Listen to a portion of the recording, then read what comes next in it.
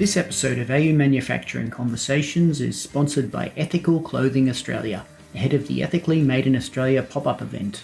The 5-day showcase at Brunswick Street, Fitzroy, begins June 25. See the episode description for more information. Now on with the show.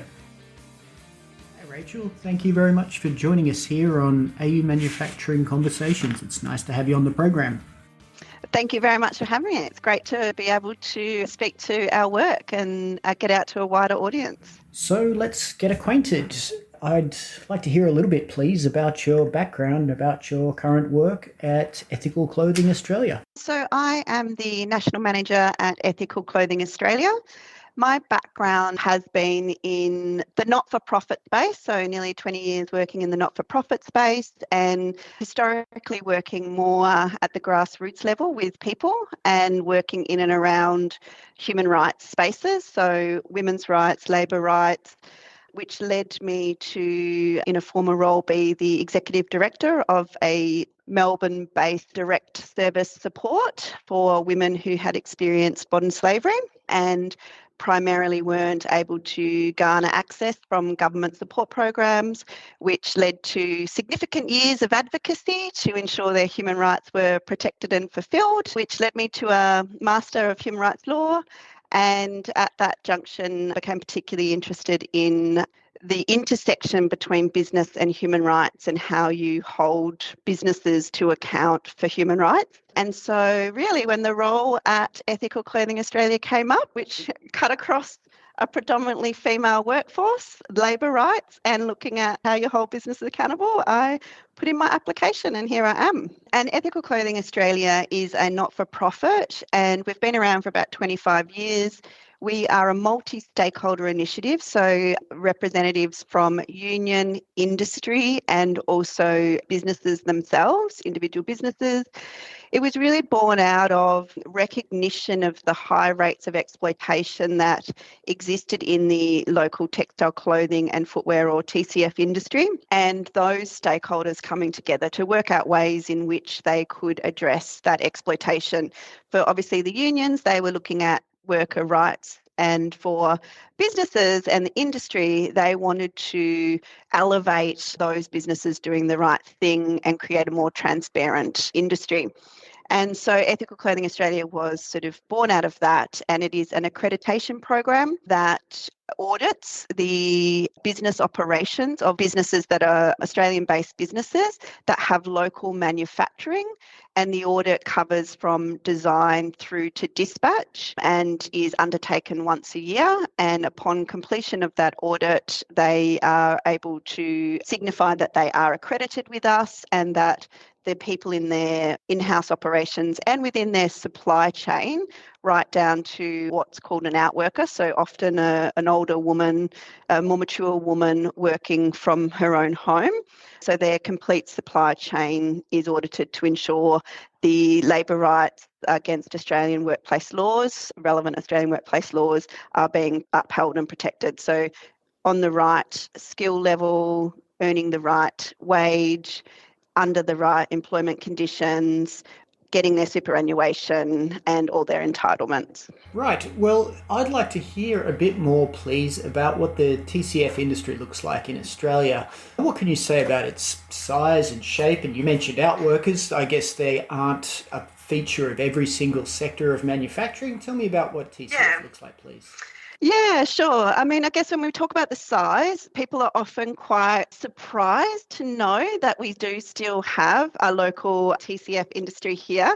Obviously, there's been decades of offshoring, and this is obviously a particular industry that people know has gone offshore because of, quite often the reason they know about it is because of the horrendous working conditions that you do find offshore in TCF manufacturing and big global disasters like Rana Plaza and a whole range of other issues. But yeah, we do still have an amazing industry here. It does need some support, which I'm sure we'll get into a bit later, but it cuts across the different sectors, and I think people often don't realise how diverse it is. It's not just fashion and apparel and leather and footwear, but also, with textile, it can be textiles that's being made for probably some of your other listeners in different manufacturing areas. So, geotextiles for construction and engineering, or medical textile for wound care, surgical gowns or bedding, automotive textiles such as vehicle interiors, and marine textiles for boats and upholstery, carpets, crop protection in agriculture. So that's all captured under the local TCF industry. So the recent ABS data says there's probably a bit over 11,500 businesses that are captured under what constitutes the TCF industry. And of that, there's about, say, 25% that's apparel and 22% that's textile. And we've got, because of some of the challenges about understanding the size and the scope, the data does really fluctuate. There was a report from about 2021 that indicated that the local textile and fashion industry contributes about 27.2 billion to Australia's economy and generates 7.2 billion in exports each year. That's probably the broader approach, so outside of just TCF specifically, and probably capturing retail as well. But yeah, it gives you a bit of an idea of some of the complexities in understanding what the actual size is. When we come down to the individual businesses, again, some of our accredited businesses, they are so proud that they have stayed onshore, and we have accredited businesses that have been manufacturing here for more than 75 years, 55 years, 40 years, and some of those have never gone offshore. Others still have local operations and maybe also some offshore operations. But in terms of size, they're relatively small. Most would be considered small to medium businesses. Majority would have an annual turnover that's less than 2 million a year.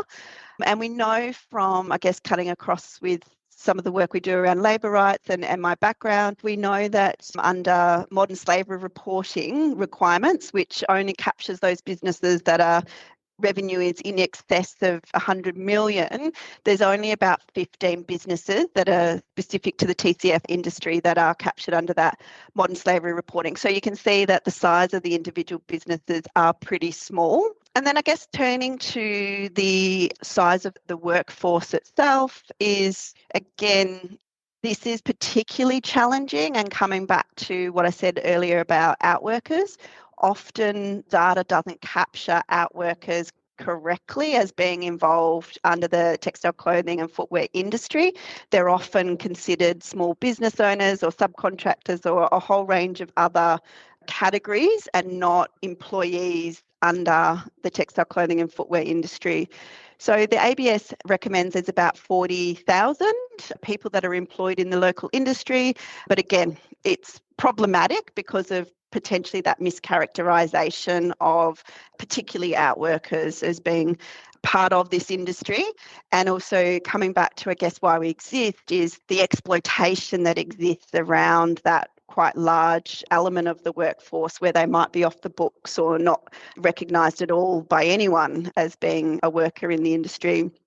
There's varying statistics again on the makeup of the specific workforce. So more recently, it's estimated about 55% are women, but that sort of fails to recognise, that makeup within businesses. So even though it's pretty even in terms of the gender makeup there, when we break that down into subsectors, there's about 76% that would be women that are in the clothing manufacturing sector, 60% in knitted production, 63% in the textiles finishing and textile production.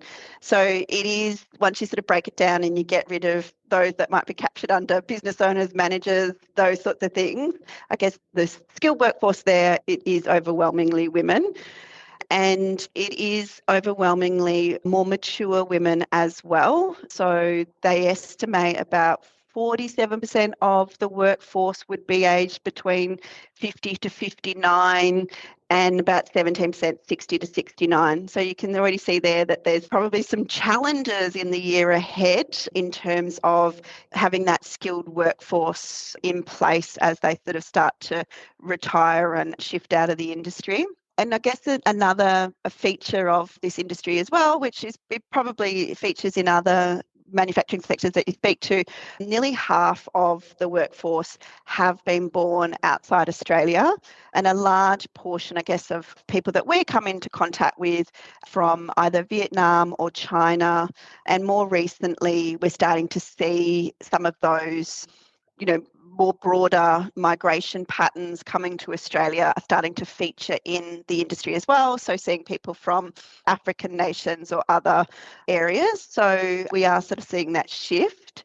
And with that migrant population and, coming back to the work we do around exploitation, there is low levels of English language skills. So about 80% of workers would speak a language other than English at home. And probably around 15% recognise that they don't speak English at all. So when we come to trying to uphold the rights of workers, that's obviously a barrier and a challenge that we can see there.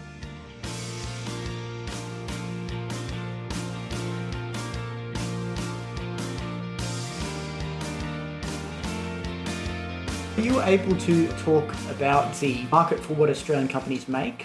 I think, obviously, as you know, some data suggests there is a fair bit of exporting going on.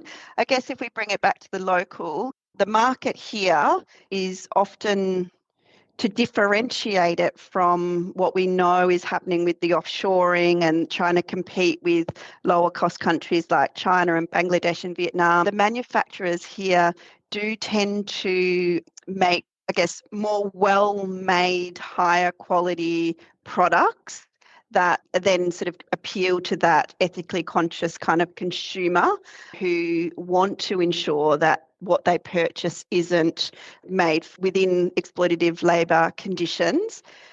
And I think as well, what many of our accredited businesses, so they're not just fashion brands, our accredited businesses, there's also the manufacturers. And so a lot of what their markets are is to governments, the enormous purchasing power governments have through procurement of uniforms and PPE and those sorts of things. So that's like a huge market locally for a range of reasons, for example, supplying to the defence, there's certain securities that are required around the manufacturing of defence uniforms that mandate that it might need to be made onshore, or uniforms for first responders or corporate uniforms. Like all of those sorts of things have quite a big market here in Australia, as well as those, more luxury fashion items that you might hear about and see. Are you able to say anything about the recent conversation around tariffs? It almost feels like it's a bad thing to ask someone in something that's going to be recorded their opinion about tariffs because the situation changes so quickly and therefore the response might be out of date shortly after it's given. But all the same, would you like to talk about tariffs as they regard to this? You know what? I probably can't speak too much to what impact the tariffs will have because, again, our remit is really on the local. But what I can talk to, and I think whether the things change or not, these sorts of uncertainties or the challenges that a tariff may impose really presents an opportunity for us to think about how important it is to have an industry such as this onshore. And I guess we saw some of that, coming out of COVID where, global supply chains were disrupted and basic items, coming back to what I said earlier about the size and scope of the industry, covering things like medical, wound care, apparel, those sorts of things. When we see disruption, whether it be from a pandemic or from tariffs or whatever it might be, when there's disruption in the global supply chains, it really highlights the need for the local industry and providing opportunities for, again, coming back to governments and their enormous purchasing power, for them to actually invest in our local industry. And our accredited businesses say they don't want handouts, they want investment, they want those contracts that go for periods of time so they have the certainty of the income and so that they can innovate, they can invest in automation and new technology and upskill and expand and grow with the knowledge that they've got a number of years to do that. So I think, again, not making comment on the tariffs themselves, but more maybe what the opportunity provides is to address some of the challenges in this industry as it stands. We did actually a survey recently, just a quick one, about 1,000 random participants from ABS data, and 90% of those respondents said yes, that the government should procure locally to support local jobs and to ensure that their procurement was ethical. So there's that uncertainty and there's the potential to meet a demand for locally made goods for various reasons, ethical included. If the industry wanted to tool up to increase output, would there be a limitation there with the workforce? You mentioned it's quite old, sorry, it's on the old side, or, these skills are not coming. Yeah, I don't mean to insult anyone, but you know what I'm saying. There's possibly not a huge demand among younger people to enter a career in textiles. I don't know what the skills look like. What do they look like? Yeah, I think that's a great question. And I've sort of noted that businesses are looking for investment, not handouts. So they're saying, look, we can meet this demand if you adequately invest in us through contracts. But then, the flip side of that, as you've just noted, is an aging or maturing workforce and less younger people going into or choosing this as a career or an industry to get involved with.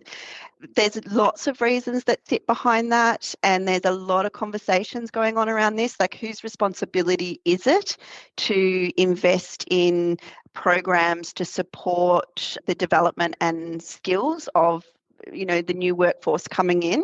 Skills Insights recently done a big survey around this with a range of recommendations that have come out of it. But yes, there needs to be a focus on getting more people into this particular industry so that it can remain. And I can speak to some of the work our accredited businesses do, but we've got social enterprises that are set up to engage long-term unemployed people or newly arrived migrants or people from various backgrounds, and not just throwing them in and saying, okay, now you've got to learn how to sew, but more like, okay, this is a training course. The idea is at the end of this, you are fit and ready to go into another business and use your skills there.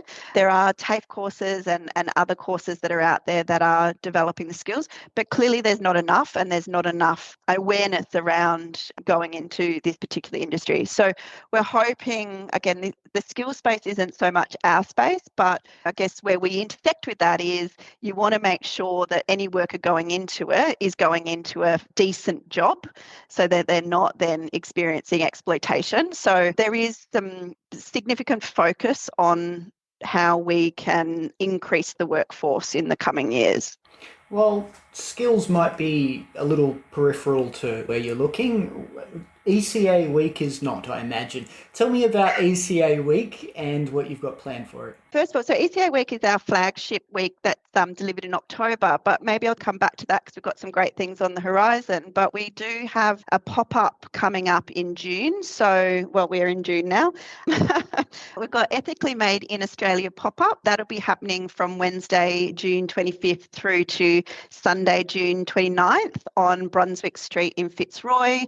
The Ethically Made in Australia pop-up is really to, I guess, everything that we're saying here is we want people to know that there is a local industry, and that's not just fashion. So we'll have, display items from business fashion brands, and we'll have a Meet the Makers, but we'll also be showcasing some of the other types of TCF products made here, such as uniforms and apparel and those sorts of things. So that's running, as I said, from Wednesday 25th through to June 29th.